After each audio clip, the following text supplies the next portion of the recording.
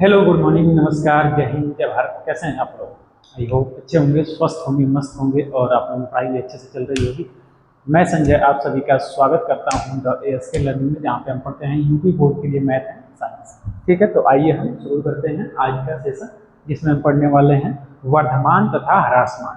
ह्रासमान ये चैप्टर का नाम है, वर्धमान तथा ह्रासमान। वास्तव में चैप्टर का नाम क्या है कि अवकलन का अनुप्रयोग।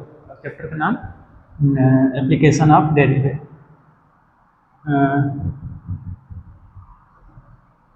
अवकलन का अनुप्रयोग है। जब चैप्टर का नाम अवकलन का अनुप्रयोग है, उसमें हम पढ़ रहे थे राशियों का परिवर्तन देख लिए थे। राशियों में परिवर्तन कैसे हो रहा था, कहाँ कैसे अवकलन का इस्तेमाल हो रहा था राशियों में परिवर्तन के लिए। अब उसी में आगे एक टॉपिक है, आपका नाम दिया है ह्रासमान और वर्धमान। ह्रासमान और वर्धमान, ठीक है। हम नाम हमेशा इंक्रीजिंग लेंगे वर्धमान के लिए, ह्रासमान के लिए डिक्रीजिंग लेंगे। ठीक है, इंक्रीजिंग एंड डिक्रीजिंग। किसी भी फंक्शन, कोई भी फंक्शन कैसे इंक्रीज होता है, कैसे डिक्रीज होता है, सभी। और यहाँ पे इस चीज़ के लिए अवकलन का प्रयोग हम करते हैं। अवकलन का प्रयोग, डिफरेंशिएशन का प्रयोग करते हैं। कैसे हम इसका इस्तेमाल करेंगे, कैसे हम सवाल को बनाएंगे, इन सब चीज़ों के बारे में आज सीखने वाले हैं। और ध्यान से चलिए सीखते हैं। ठीक है, तो आइए। वर्धमान, वर्धमान मतलब क्या होता है? इंक्रीजिंग। इंक्रीज मतलब बचपन में हम पढ़े हैं क्या? इंक्रीज मतलब क्या होता है? बढ़ना, इंक्रीजिंग। और डिक्रीज मतलब हम क्या हो जानते हैं कि घटना। जैसे हम पढ़ते हैं ना, इंक्रीजिंग ऑर्डर, इंक्रीजिंग ऑर्डर और डिक्रीजिंग ऑर्डर, बचपन में पढ़ते थे। Increasing order and decreasing order, decreasing order ऐसे पढ़ते थे। तो हम बेसिकली देखते थे इंक्रीजिंग वाला में क्या होता था, बढ़ता था। मान क्या होता था? बढ़ता था। पहले छोटे से बड़े की तरफ बढ़ते बढ़ते बढ़ते जाते थे ऐसे करके। ठीक है, और डिक्रीजिंग में क्या होता था? पहले बड़ा लेते थे, फिर उसके बाद छोटा छोटा छोटा छोटा सा, मतलब घटते जा रहा था। मान क्या हो रहा था? वास्तव में घटते जा रहा था। तो सेम कहानी यहाँ पर भी वैसे ही है कि यहाँ पर कोई भी फंक्शन लेंगे, कोई भी फंक्शन लेंगे, और उसमें हम देखेंगे कि यक्स का मान बढ़ाने पर वाई के मान में क्या परिवर्तन आता है, या वाई के मान में बढ़ाने पर यक्स के मान में क्या परिवर्तन आता है। यदि एक को बढ़ाने पे एक बढ़ता है, दूसरा वाला भी बढ़ता है, एक के बढ़ाने की वजह से दूसरा वाला भी बढ़ता है, तो उसे हम क्या कहते हैं? इंक्रीजिंग फंक्शन कहते हैं। और एक के घटाने की वजह से, चाहे एक के बढ़ाने की वजह से दूसरा वाला घटता है, मतलब एक दूसरे का अपोजिट रिलेशन रहता है। अगर बढ़ाने से बढ़ रहा है तो इंक्रीजिंग है, अगर बढ़ाने से घट रहा है मतलब उसका उल्टा हो रहा है, तब उसे डिक्रीजिंग फंक्शन कहेंगे। अदर सभी फंक्शन के लिए ये देखने वाले हैं। ठीक है, तो चलिए हम इंक्रीजिंग और डिक्रीजिंग को थोड़ा समझने की कोशिश करते हैं और इसको समझते हैं। मान लेते हैं कोई फंक्शन है, कोई फंक्शन मैं ले लेता हूँ। ठीक है, कोई फंक्शन ऐसे ले लिया मैंने। ठीक है, कोई फंक्शन y बराबर एफ एक्स एक फंक्शन है, जिसका ये ग्राफ दिया गया है। तो हम यहाँ पे देख रहे हैं, यहाँ पे देखो जरा, तो ये यक्स का मान बढ़ रहा है, यक्स का मान बढ़ रहा है, यक्स का मान बढ़ रहा है, तो y का मान क्या हो रहा है? कम हो रहा है। ठीक है, चलो y का मान भी देखेंगे बड़ा कम ही हो रही है, कम ही हो रही है। अगर दूसरा एक फंक्शन ले लेते हैं हम ऐसे करके। ठीक है, दूसरा हम फंक्शन इस प्रकार से ले लेते हैं कि कुछ इस तरीके से ले लेते हैं, कुछ इस तरीके से ले लेते हैं। ये भी y बराबर वाई बराबर हम ले लेते हैं, दूसरा कोई फंक्शन है जी एक्स ले लेते हैं, जी एक्स। ठीक है, तो यहाँ पे हम देखेंगे कि तो क्या मिल रहा है? यक्स का मान बढ़ा रहे हैं, यक्स का मान बढ़ा रहे हैं, तो यक्स का मान बढ़ा रहे हैं, तो देखो वाई का मान यहाँ पे कुछ और मिला है। फिर यक्स का मान बढ़ाए हैं तो वाई का मान देखो जरा, तो थोड़ा बढ़ गया है। देखो पहले वाई का मान यहाँ मिल रहा था और वाई का मान अभी यहाँ मिलने लगा। फिर यक्स का मान थोड़ा बढ़ाए हैं तो वाई के मान में देखो क्या मिलेगा? बढ़ोतरी मिल रही है कि नहीं? वाई के मान में, वाई के मान में वृद्धि मिल रही है, बढ़ोतरी मिल रही है। ठीक है, तो यहाँ पे देखो जरा, अगर x का मान बढ़ा है तो फिर से y का मान बढ़ गया है। इस प्रकार के फंक्शन को हम क्या बोलेंगे? इंक्रीजिंग। कि एक को बढ़ाने की वजह से दूसरा भी बढ़ जाता है। एक राशि में परिवर्तन होता है, मतलब एक राशि में परिवर्तन हुआ इस प्रकार से कि वो बढ़ रहा है, तो दूसरी राशि भी अगर बढ़ जाती है तो उसे इस प्रकार के फंक्शन को हम क्या कहते हैं? इंक्रीजिंग कहते हैं। डैट मीन्स ये कौन सा फंक्शन हो जाएगा? इंक्रीजिंग फंक्शन हो जाएगा, इंक्रीजिंग फंक्शन। ये कौन सा फंक्शन होगा? इंक्रीजिंग, चाहे वर्धमान बोलेंगे, वर्धमान फलन, ठीक है, वर्धमान फलन। बात समझ में आ रही है? अब यहाँ पे देखो जरा, एक मिनट,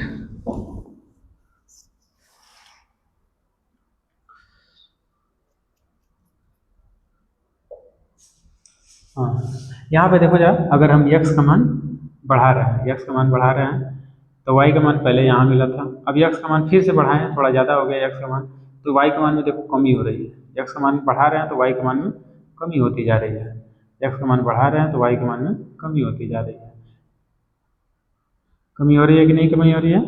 तो हम कहेंगे कि यहाँ पे क्या हो रहा है, x के मान y के मान में कमी हो रही है। दैट मीन्स यहाँ पे इस प्रकार के फंक्शन को हम क्या बोलेंगे? f(x) कौन सा फंक्शन कहलाएगा? ये कहलाएगा डिक्रीजिंग फंक्शन। कौन सा फंक्शन? डिक्रीजिंग, डिक्रीजिंग फंक्शन कहलाएगा। या इसे हम क्या बोल सकते हैं, या तो ह्रासमान फलन, ह्रासमान फलन बोल सकते हैं। एकदम आसान है। अब बाकी सवाल हम कैसे बनाएंगे, इन सब चीज़ों को थ्योरम वगैरह देख करने के बाद ही सवाल बनाना सीखेंगे। फिलहाल तो आपको बात समझ में आ गई कि इंक्रीजिंग क्या है, डिक्रीजिंग क्या है। अगर एक को बढ़ाने की वजह से दूसरा क्या होता है, ऑटोमेटिक बढ़ जाता है, तो उसे हम इंक्रीजिंग फंक्शन कहेंगे, जैसे कि मैंने ये दिया था। और एक को बढ़ाने की वजह से दूसरा क्या होता है, घट जा रहा है, घट जा रहा है, तो हम उसे क्या कहते हैं? डिक्रीजिंग फंक्शन कहते हैं। सिंपल एकदम से, इंक्रीजिंग और डिक्रीजिंग। बात समझ में आ रही है? तो अब थोड़ा सा हम इसकी डेफिनेशन की तरफ चलते हैं कि क्या होती है इसकी डेफिनेशन इंक्रीजिंग की, और क्या होती है डिक्रीजिंग की डेफिनेशन, ठीक है, इसको समझते हैं। तो ये अगर बात लिखना चाहोगे तो लिख सकते हैं कि यदि किसी फंक्शन, यहाँ पे हम देख रहे हैं कि x का मान बढ़ोतरी हो रही है तो y के मान में क्या हो रहा है, कमी हो रही है। कमी हो रही है तो उसे वर्धमान फलन कहेंगे, सॉरी ह्रासमान फलन कहेंगे। और ये x के मान में वृद्धि हो रही है तो उसे हम क्या कहेंगे? वृद्धि करने की वजह से y के मान में वृद्धि हो रही है तो उसे हम इंक्रीजिंग फंक्शन कहेंगे। ये बात चीजें आप समझ गए, ठीक है।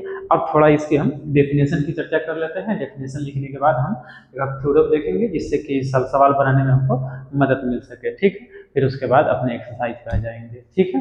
बहुत ही आसानी से हम सब कुछ समझने वाले हैं, और आपका सिर्फ एक ही काम है, वीडियो को लाइक शेयर और सब्सक्राइब करना नहीं भूलेंगे, और अपने दोस्तों को भी बताएंगे कि यहाँ पे फ्री एंड कॉस्ट मैथ पढ़ाई जाएगी, ओके। तो चलिए आइए हम एक फंक्शन लेते हैं, एक फंक्शन से हम आपको समझाने की कोशिश करते हैं। कभी कभी ऐसा मिल जाता है कि कोई कोई फंक्शन क्या मिलता है, नहीं वर्धमान मिलता है, नहीं इंक्रीजिंग मिलता है, नहीं डिक्रीजिंग मिलता है। कभी कभी ऐसा फंक्शन भी मिल जाता है कि या दोनों हो सकता है, डिक्रीजिंग भी होता है, इंक्रीजिंग भी होता है। तो हम कुछ इस प्रकार के फंक्शन को लेते हैं, जैसे कि आपकी किताब NCERT में दिया हुआ है एग्जाम्पल के रूप में, उसी को हम ले लेते हैं, ठीक है। चलो यहीं पे देख लेते हैं। अगर हम एक फंक्शन ले लिए, एक फंक्शन f(x) बराबर x², एक फंक्शन है f(x) बराबर x²। चलो इसका हम ग्राफ बनाते हैं। ग्राफ बनाएंगे तो ग्राफ, अब तो बचपन में आप ग्राफ बनाना जानते ही हैं। ग्राफ कैसे बनाते हैं, तो हम क्या करते हैं कि x का मान 1 लेते हैं, y का मान ऑटोमेटिक मिल जाता है। अच्छा, यहाँ से हम अगर इसको हम क्या मान लें, f(x) को y मान लें, तो x² मिल जाएगा, y बराबर x²। तो एक क्या हो जाएगी स्वतंत्र राशि, एक हो जाएगी परतंत्र राशि। अगर मैं x का मान मानूंगा, x का मान मैंने ले लिया 0, तो y का मान क्या मिल जाएगा 0। x का मान मैंने 1 ले लिया, तो y का मान क्या मिल जाएगा 1। x का मान मैंने 2 ले लिया, तो y का मान मिल जाएगा 4। x का मान मैंने ले लिया -1 लिया, तो इसका 1 का स्क्वायर करेंगे तो y का मान 1 मिल जाएगा। और x का मान मैंने ले लिया -2, तो y का मान मिल जाएगा 4, ठीक। कुछ इस तरीके से। अब आओ जरा हम फंक्शन बनाते हैं, इसका ग्राफ बनाते हैं।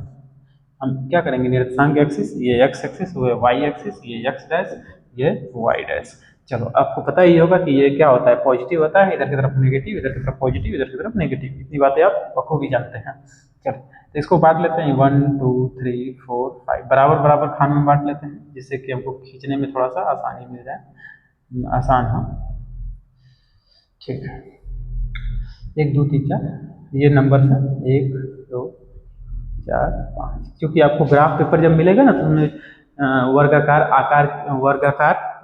खाने रहते हैं, ठीक है, यहाँ पे भी देखो वर्गाकार खाने बनेंगे अगर बराबर बराबर दूरियों पर इनको बांटेंगे तब।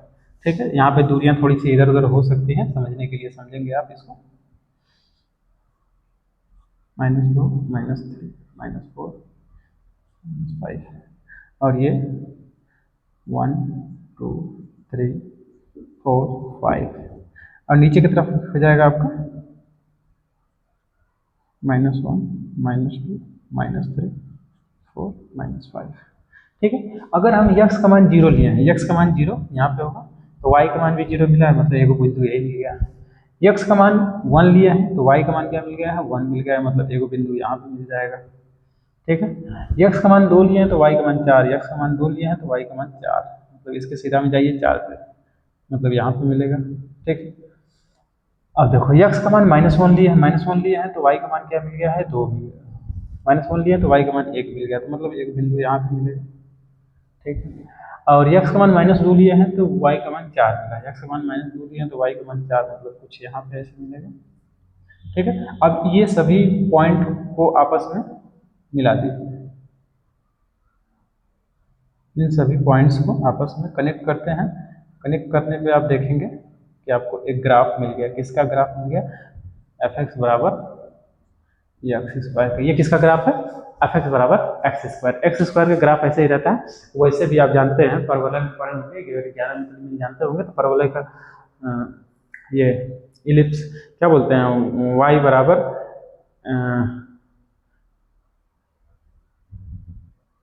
ठीक है, द्विघात समीकरण ग्राफ ऐसे ही बनता है, द्विघात बहुपद ग्राफ ऐसे ही बनता है। ठीक, तो बात समझेंगे। अब थोड़ा आते हैं हम इसके, इसमें हम देखें जरा, देखो जरा इधर, तो हम देखो यक्स का मान बढ़ा रहे हैं, यक्स का मान मान लो 1 कर दिए हैं तो वाई का मान मान लो जो भी था ये, यक्स का मान 1 किए थे, वाई का मान 1। अगर हम यक्स का मान बढ़ा रहे हैं तो वाई का मान में भी बढ़ोतरी हो रही है।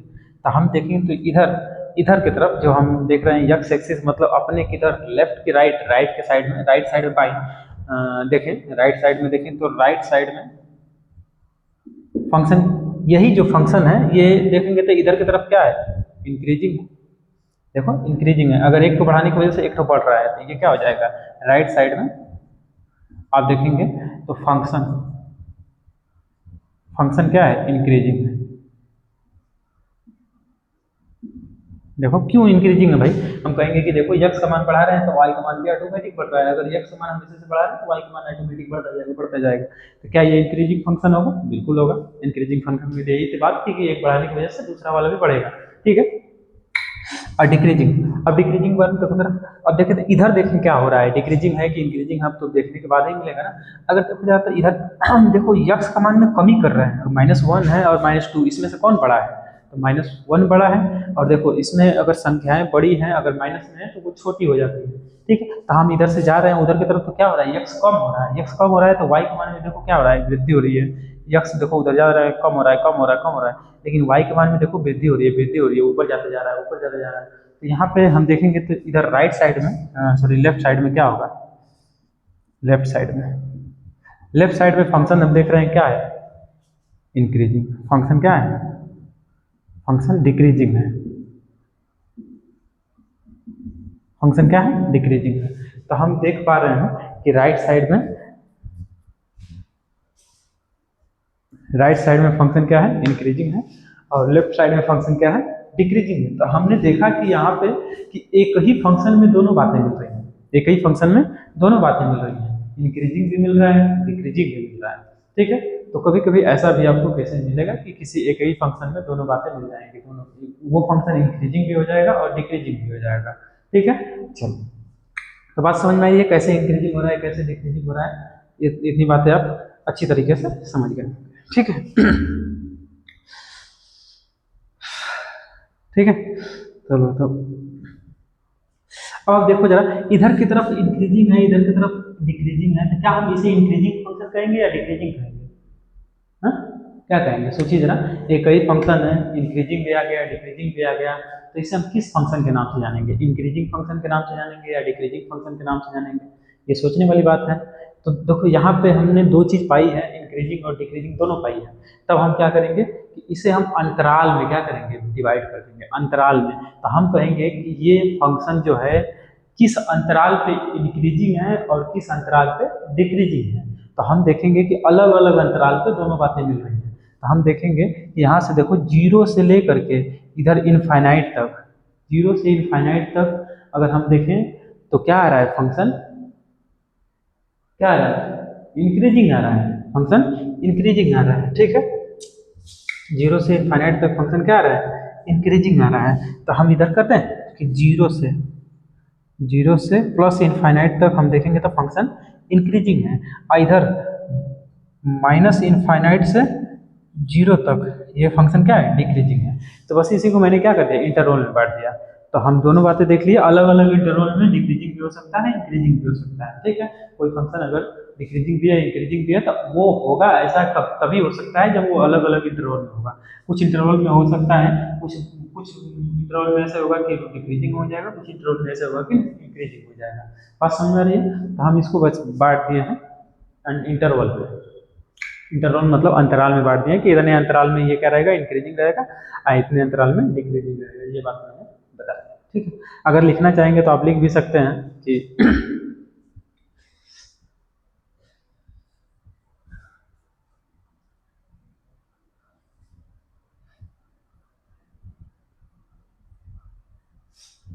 सारी कहानी तो मैंने समझा दी है, अगर लिखना चाहें तो लिख सकते हैं कि अंतराल हम देख रहे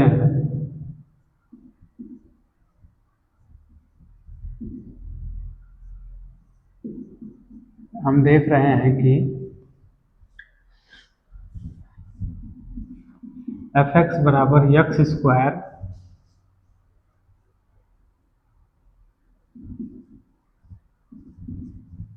इंक्रीजिंग भी है और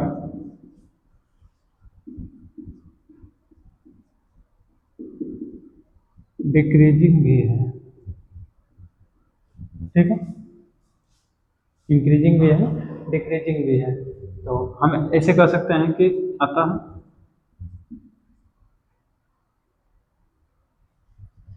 अंतराल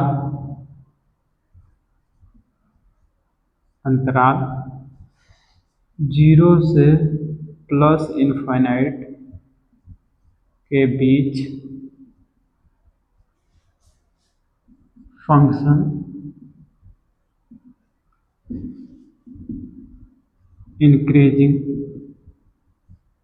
इंक्रीजिंग है तथा अंतराल इंटरवल माइनस इनफाइनाइट से जीरो के बीच फंक्शन डिक्रीजिंग है। ठीक है, तो इनको हमने अंतराल में बांट दिया कि कितने पे कितना इंक्रीजिंग है कितने पे ये डिक्रीजिंग है। बात समझा रहे हैं इंक्रीजिंग और डिक्रीजिंग की। अब हमने बातें समझ ली हैं मोटी मोटा कि इंक्रीजिंग क्या है डिक्रीजिंग क्या है। बात समझा रहे हैं। अब थोड़ी सी इसकी हम डेफिनेशन लिख लेते हैं इंक्रीजिंग और डिक्रीजिंग की, फिर उसके बाद आगे हम अपने सवाल की तरफ बढ़ेंगे। ठीक है, चलिए तो नोट कर लीजिए इसको, थोड़ी सी बातें हैं नोट करेंगे।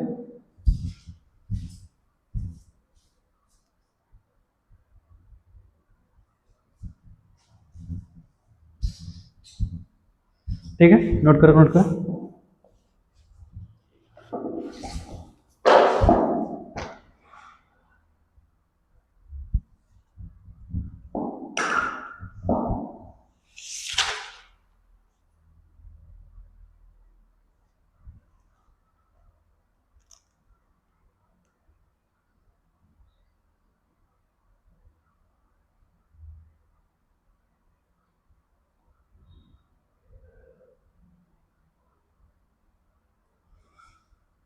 चलो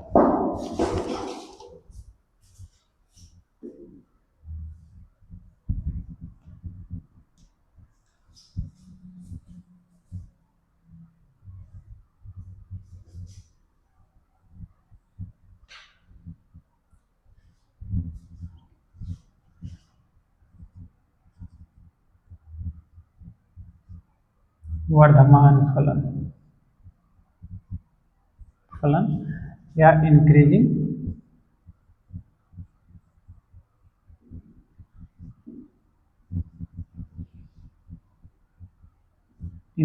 फंक्शन। ठीक है, तब इसकी डेफिनेशन अब लिखते हैं, जो किताब में दी गई है उसी को लिखते हैं। माना कि अंतराल आई, माना कि अंतराल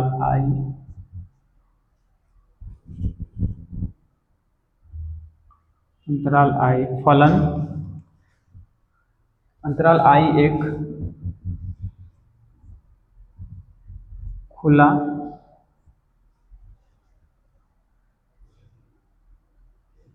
अंतराल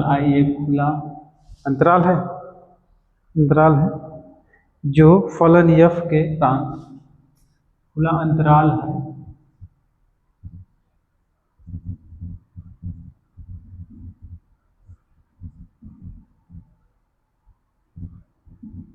जो फलन f के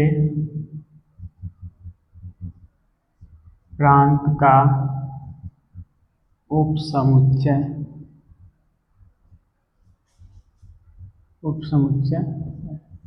ठीक, छोटी सी बात है, लिख लीजिए। डेफिनेशन आपको पूछेगा नहीं कभी, बस लिखने के लिए लिख लेना। ठीक है, माना कि अंतराल आई एक खुला अंतराल है जो फलन f के प्रांत का उपसमुच्चय है। ठीक है, उपसमुच्चय है। आगे लिखिए जरा, अंतराल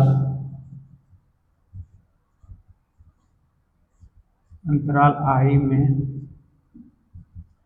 फलन f, अंतराल आई में फलन f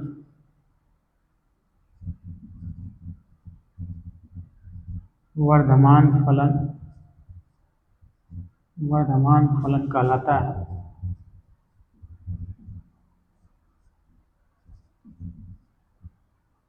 है। यदि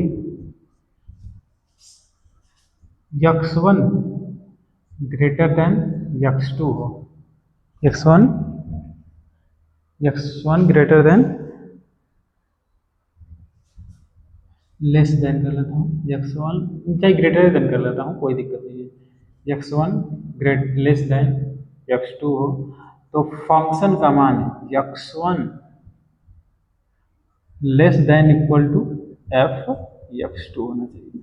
मतलब जो भी मान आपका दिया रहेगा, जो भी प्रांत का जो मान रहेगा, अगर हम फंक्शन में मान रखेंगे, जो फंक्शन का जो मान आएगा वो भी क्या आना चाहिए, इसी के हिसाब से आना चाहिए। अगर ये छोटा है तो फंक्शन का मान भी ये वाला क्या आएगा, छोटा ही आना चाहिए। अगर ये बड़ा है तो फंक्शन का मान भी बड़ा आना चाहिए या बराबर आना चाहिए। तब इस प्रकार का कंडीशन मिलेगा तो क्या मिलेगा, हम समझेंगे कि वो फलन क्या है, वर्धमान है। ठीक, वर्धमान है। या हम दूसरा वाला जो कंडीशन लिख रहे थे, x2 ग्रेटर देन, चाहे उल्टा ही कर लेते हैं, x1 ग्रेटर देन x2 हो,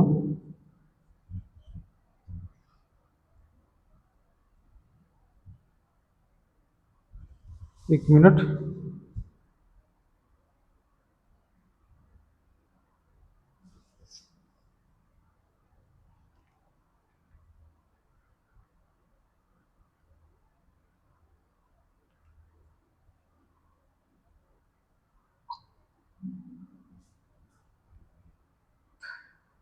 ठीक, x1 ग्रेटर देन x2 हो तो फंक्शन क्या आना चाहिए, x1 greater than equal to f x2। मतलब जो अगर ये बड़ा है तो इसका फंक्शन का मान भी बड़ा आना चाहिए या बराबर आना चाहिए। अगर ये छोटा है तो फंक्शन का मान भी बराबर या छोटा होना चाहिए।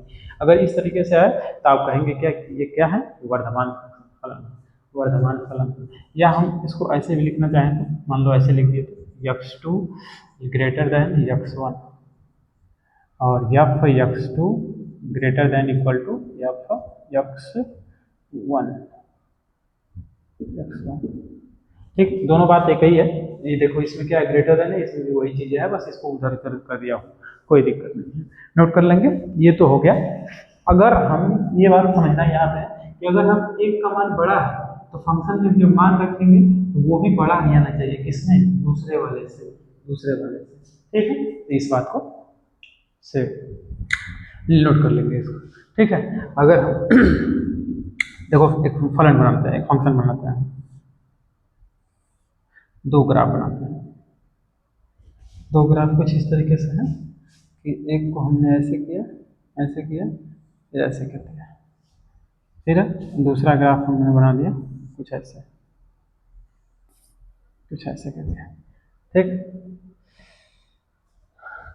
ठीक है। तो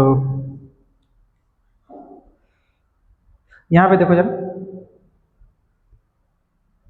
यहाँ पे हम देख रहे हैं यक्स का मान बढ़ाते जा रहे हैं, यक्स का मान बढ़ाते जा रहे हैं, यक्स का मान बढ़ाते जा रहे हैं, तो वाई के मान में क्या हो रहा है, बढ़ोतरी हो रही है, निरंतर बढ़ोतरी हो रही है। ठीक है, निरंतर मतलब ये कहीं नहीं रुक रहा है। लेकिन यहाँ पे देखो यार, अगर हम यक्स का मान यहाँ पे मान लो सपोज दैट कुछ लिया है यक्स, यहाँ पे मान लो सपोज दैट यहाँ पे हम यक्स का मान कुछ यक्स मान ले लिया, और यहाँ पे देखो यक्स यक्स टू है, लेकिन यक्स का मान बढ़ा रहे हैं तो लेकिन वाई के मान में बढ़ोतरी नहीं हो रही है। कुछ इंटरवल तक देखें, यक्स का मान में बढ़ोतरी बढ़ा रहे हैं तो एक्स वाई के मान में बढ़ोतरी नहीं हो रही है, उसी पे रुका हुआ है। यही बात है यहाँ पे देखो, अगर हम यक्स वन यक्स टू से क्या है, छोटा है, यक्स वन जो है, यक्स टू जो है यक्स वन से बड़ा है, यक्स टू जो है यक्स वन से बड़ा है, तो जो फंक्शन का जो मान आएगा वो या तो हो सकता है कि बड़ा होगा, यक्स वन जो एक्स वन पर जो फंक्शन का मान आएगा छोटा होगा या तो बराबर होगा। तो देखो जरा, या तो हो सकता है कि छोटा आएगा इस वाले से, या तो हो सकता है बराबर आए, तो ये बराबर के लिए कंडीशन है, ये वाला कंडीशन बराबर के लिए, कभी कभी बराबर हो जाता है। ठीक है, लेकिन यहाँ पे देखेंगे तो एक्स वन का मान हम बढ़ाते जाएंगे, एक्स एक्स टू का मान दूसरा बढ़ेगा तो वाई फंक्शन का मान भी ज़्यादा ही जाएगा। तो ये बात, इससे यही बात पता चल रही है इस ग्राफ से, ये वाला जो बात लिखा हूँ वही ग्राफ में है कि देखो यक्स वन यक्स टू जो है ग्रेटर देन है किससे, यक्स वन से, तो जो फंक्शन का मान है वो ग्रेटर देन होना चाहिए, नहीं यहाँ पे देख रहे हैं तो फंक्शन का मान क्या आ रहा है, इक्वल भी आ रहा है। देखिए जो बीच वाला साइन लगाया ना इक्वल वाला, ये यही इसी चीज को बता रहा है कि कभी कभी ऐसा होगा कि एक्स टू जो है ग्रेटर होगा किससे, एक्स वन से। अगर ये दूसरा वाला जो मान है पहले वाले से ज्यादा होगा तो जो फंक्शन का मान आएगा कभी कभी बराबर दिया जाएगा, जैसे कि यहाँ पे दिया है फंक्शन का मान बराबर दिया जाएगा। और कभी कभी ऐसा होगा कि एक्स वन का मान बढ़ाएंगे तो फंक्शन का मान भी ज़्यादा ही आएगा। ठीक है, एक्स वन का मान एक्स टू बढ़ाते जाएंगे तो फंक्शन का मान भी बढ़ता जाएगा इसी अनुसार ही। ठीक है, तो ये वाला जो फंक्शन कहलाएगा आपका क्या कहलाएगा, वर्धमान फलन कहलाएगा। अब लिखेंगे निरंतर, दूसरा लिख लीजिए निरंतर,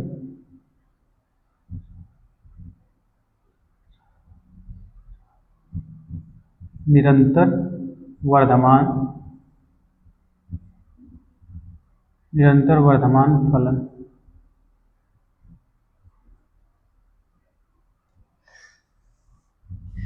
स्टेडी, स्टेडी, स्टेडी बोलते हैं इसको, स्ट्रिक्टली, स्ट्रिक्टली इंक्रीजिंग फंक्शन, निरंतर को स्ट्रिक्टली बोलते हैं, strict, strict, strictly increasing function, increasing function. अब ये क्या होता है, ठीक है, वही मैंने बात बताई, जो निरंतर वर्तमान फलन जो है ना, ये क्या है कि हम निरंतर बढ़ते जाएंगे इसमें, इस ये वाला देखो जरा, निरंतर वर्तमान फलन है कैसे, क्योंकि यहाँ पे यक्स वन और एक्स टू का मान अगर बढ़ाते जा रहे हैं तो फंक्शन का मान भी बढ़ता जाएगा, मतलब जो इसमें से बराबर वाला चीज है उसको हटा देंगे तो वही हो जाएगा आपका। तो सेम कहानी यही रहेगी, सब कुछ माना लिख देते हैं फिर, माना, माना कि अंतराल, अंतराल आई एक खुला अंतराल है, खुला अंतराल है जो फलन एफ के प्रांत का उप समुच्चय उपसमुच्चय है, ठीक है। समुच्चय है अंतराल I में फलन F निरंतर वर्धमान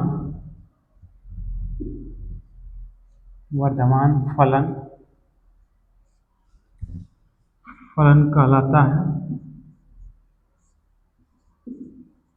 यदि x1 less than x2 then fx1 less than fx2। मतलब जैसे आपका मान दिया रहेगा उसका डोमेन का जो मान रहेगा, और उसको अगर फंक्शन में मान रखेंगे, अगर इसका मान कुछ है, x मान x1 का मान x2 का मान कुछ न कुछ रहेगा, कम बेसी ज़्यादा होंगे। अगर इसे x2 इसमें ज़्यादा दिखा रहा है और x1 कम दिखा रहा है, तो अगर हम फंक्शन में मान रखेंगे तो वो भी उसी प्रकार से ज़्यादा या कम होगा जैसे कि इधर था, ठीक है। बस इसमें बराबर वाला चिन्ह हट जाएगा, ठीक है। तो ये वाला जो फंक्शन कहलाएगा हो, इस प्रकार का जो फंक्शन होगा उसे हम क्या कहेंगे, निरंतर वर्धमान फलन। जैसे कि मैंने ये बताया था कि ऐसे करके आप ले लीजिए कोई, तो x का मान देखो बढ़ाते रहे हैं तो x1 का मान x2 का मान बढ़ा रहे हैं तो फंक्शन का मान यहाँ पे कुछ और होगा, यहाँ पे कुछ और होगा, अलग अलग जगहों पे अलग अलग फंक्शन का मान होगा, ठीक है। तो नोट कर लेंगे इन दोनों डेफिनेशन। अब लिखते हैं ह्रास मान की डेफिनेशन लिखते हैं और फिर उसके बाद आगे बढ़ते हैं, जितनी कहानी होगी आज करते हैं, ठीक है। नोट कीजिए जरा।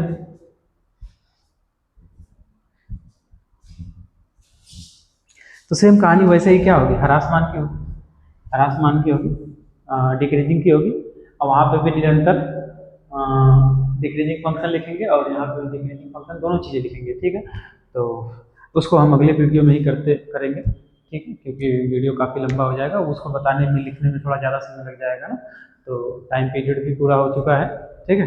तो अगले सेशन में ही हम उसको समझने की कोशिश करेंगे, ठीक है। तो चलिए मुलाकात करते हैं अगले सेशन में, मिलते हैं अगले वीडियो में, और तब तक के लिए बाय बाय, नमस्कार, और इजाज़त दीजिए, और हंसते रहिए, मुस्कुराते रहिए, ठीक है,